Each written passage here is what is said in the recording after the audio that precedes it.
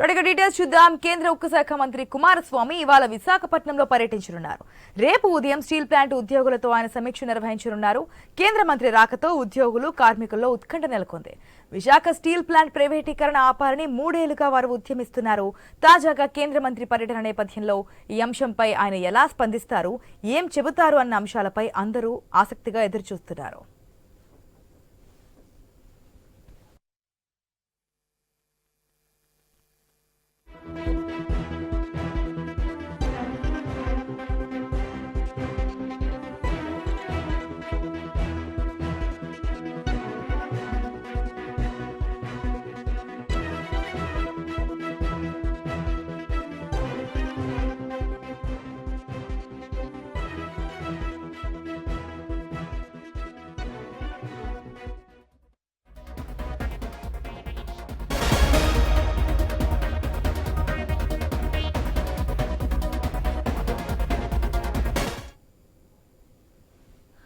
కేంద్ర ఉక్కు శాఖ మంత్రి కుమారస్వామి ఇవాళ విశాఖపట్నంలో పర్యటించనున్నారు. రేపు ఉదయం స్టీల్ ప్లాంట్ ఉద్యోగులతో ఆయన సమీక్ష నిర్వహించనున్నారు. కేంద్ర మంత్రి రాకతో ఉద్యోగులు, కార్మికుల్లో ఉత్కంఠ నెలకొంది. విశాఖ స్టీల్ ప్లాంట్ ప్రైవేటీకరణ ఆపాలని 3 ఏళ్లుగా వారు ఉద్యమిస్తున్నారు. తాజాగా కేంద్ర మంత్రి పర్యటన నేపథ్యంలో ఈ అంశంపై ఆయన ఎలా స్పందిస్తారు, ఏం చెబుతారన్న అంశాలపై అందరూ ఆసక్తిగా ఎదురుచూస్తున్నారు. రైట్, దీనికి సంబంధించి పూర్తి అప్డేట్స్ మా విశాఖ ప్రతినిధి రాజు నాడు తెలుసుకుందాం. రైట్, గుడ్ మార్నింగ్ రాజు. మనం చూస్తున్నాం విశాఖ స్టీల్ ప్లాంట్ ప్రైవేటీకరణ ఆపాలి అని చెప్పి గత 3 సంవత్సరాలుగా అక్కడ ఉద్యోగులు ఉద్యమిస్తున్నటువంటి పరిస్థితి. అప్పటికే ఎన్డీఏతో ఉన్నప్పటికీ కూడా జనసేన అధినేత పవన్ కళ్యాణ్ దీన్ని వ్యతిరేకించడం, ఉద్యమించడం మనం చూస్తున్నాం. సో ఇప్పుడు ఉక్కు శాఖ మంత్రి కూడా అక్కడ రాబోతున్నట్టు తెలుస్తోంది. కుమారస్వామి ఏ విధమైన నిర్ణయం తీసుకోబోతున్నారు, ఏదైనా అప్డేట్స్ ఉన్నాయా, డీటెయిల్స్ ఏంటి? Good morning sir. ఏదైతే విశాఖపట్నం అంటే ఉత్తరాంధ్రకే కాదు రాష్ట్రానికే ఒక అతిపెద్ద పరిశ్రమగా ఉన్నటువంటి విశాఖ స్టీల్ ప్లాంట్ గత కొన్ని సంవత్సరాలుగా ఒడిదుడుకులను ఇదే ఎదుర్కొంటుంది. మోడీ ప్రభుత్వం గత 3 సంవత్సరాలుగా కూడా దాన్ని ప్రైవేటీకరణ చేస్తామని చెప్పి ప్రకటించడం జరిగింది. నష్టాల్లో ఉన్న పరిశ్రమలు నడపడం ప్రభుత్వానికి ఇబ్బందికరంగా ఉంది కాబట్టి దాన్ని ప్రైవేటీకరణ చేస్తామంటూ కూడా ప్రకటించిన నేపథ్యంలో కార్మిక సంఘాలతో పాటు ఉత్తరాంధ్ర ప్రజలందరూ కూడా దీన్ని వ్యతిరేకించడం జరిగింది. చూస్తున్నాం గత 3.5 సంవత్సరాలు కూడా ఉద్యమాలు చేస్తున్న పరిస్థితి. ఈ నేపథ్యంలో ప్రధాన రాజకీయ పార్టీలన్నీ కూడా ఈ స్టీల్ ప్లాంట్ ని బేస్ చేసుకుని మన ఎలక్షన్ లో కూడా హామీలు ఇవ్వడం కూడా జరిగింది.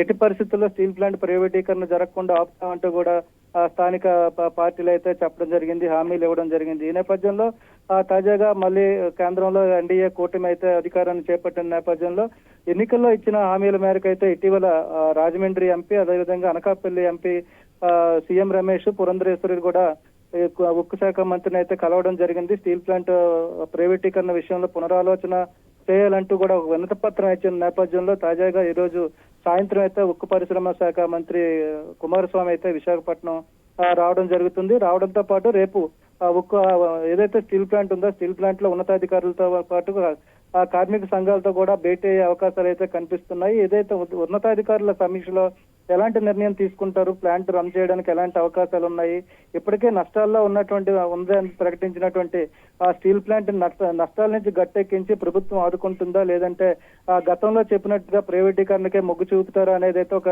ఉత్తరాంధ్రలో ఒక ఆసక్తికరమైన చర్చ నడుస్తుంది. మరోవైపు కార్మికుల్లో కానీ కార్మిక సంఘాల్లో కూడా ఆందోళన అయితే మొదలైంది. రేపు జరగబోయేటువంటి భేటీకి ఎలాంటి సన్నద్ధంగా మనం వెళ్ళాలి, అదేవిధంగా మంత్రికి ఎలాంటి విషయాలు మంత్రి దృష్టికి తీసుకురావాలని చెప్పి స్థానికులు అయితే ఎదురు చూస్తున్న పరిస్థితి. కానీ రాజు, మనం చూస్తే గనక ఎలక్షన్స్ ముందు ఈ ప్రైవేటీకరణ అంశాన్ని కాస్త నిలుపుదల చేసింది బీజేపీ కూడా. కానీ ఇప్పుడు మనకి ఏపీలో ఉంది ఎన్డీఏ కూటమి ప్రభుత్వం అధికారంలో ఉంది.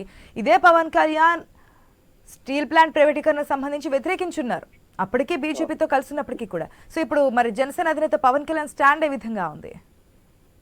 గతంలో ఏదైతే పవన్ కళ్యాణ్ చెప్పినట్టుగా స్టీల్ ప్లాంట్ ప్రైవేటీకరణకు వ్యతిరేకంగా పోరాటాలు చేస్తాం, అవసరమైతే ప్రభుత్వాన్ని నిలదీస్తామని కూడా అప్పుడైతే ఉద్యమం అంటే అధికారంలో లేనప్పుడు ఒక ప్రతిపక్ష పార్టీగా కావచ్చు లేదా రాజకీయ పక్ష పార్టీగా ఒక ప్రకటన అయితే చేయడం జరిగింది. స్టీల్ ప్లాంట్ ప్రైవేటీకరణ అయితే వ్యతిరేకిస్తానంటూ చెప్పారు. అదే గతంలో ఇచ్చినటువంటి మాటలు ఏవైతే ఉన్నాయో, హామీలు ఏమన్నాయో అది కూడా ఇప్పుడు పట్టుబడి ఉన్నట్టుగానే తెలుస్తుంది. ఈ నేపథ్యంలో తాజాగా గాజువాక ఎమ్మెల్యేగా రాష్ట్రంలో అత్యధిక ఓట్ల మెజార్టీతో గెలిచినటువంటి టీడీపీ ఎమ్మెల్యే, ప్రస్తుతం టీడీపీ రాష్ట్ర అధ్యక్షుడు పల్లా శ్రీనివాస్ కూడా ఇదే విషయాన్ని అయితే ఇప్పటికే స్పష్టం చేయడం జరిగింది.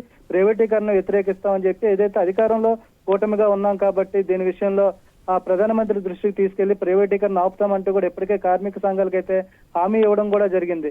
ఈ నేపథ్యంలో ఈ రోజు వస్తున్నటువంటి కేంద్ర మంత్రి పర్యటన ఏదైతే ఉందో దీనికి ప్రాముఖ్యత చోటు చేసుకుంది. గతంలో ఇచ్చిన మాట ప్రకారమే ఇదే విషయాన్ని మంత్రి దృష్టికి కూడా తీసుకెళ్లే అవకాశాలు అయితే కనిపిస్తున్నట్టుగా తెలుస్తుంది.